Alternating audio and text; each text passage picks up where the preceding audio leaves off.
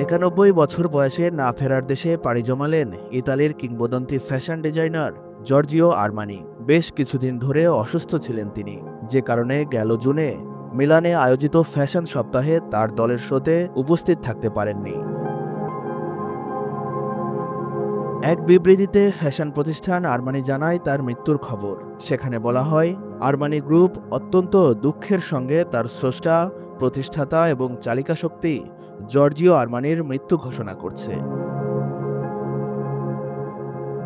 বিবৃতিতে জানা যায় আরমানি বাড়িতেই মারা গেছেন এবং সে সময়ে প্রিয়জনরা পাশে ছিলেন।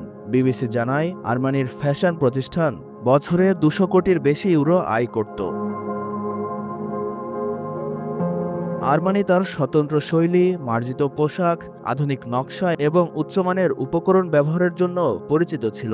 বিংশ শতাব্দীর শেষ দিকে এবং একবিংশ শতাব্দীর শুরুতে পোশাকে স্বাচ্ছন্দ্য এবং আধুনিকতার প্রবর্তন করেছিলেন জর্জিও আরমানি। ফ্যাশন ডিজাইনার হিসাবে প্রতিভার পাশাপাশি একজন ব্যবসায়ী হিসাবেও নিজের বুদ্ধিমত্তার সমন্বয় ঘটিয়েছিলেন জর্জিও আরমানি।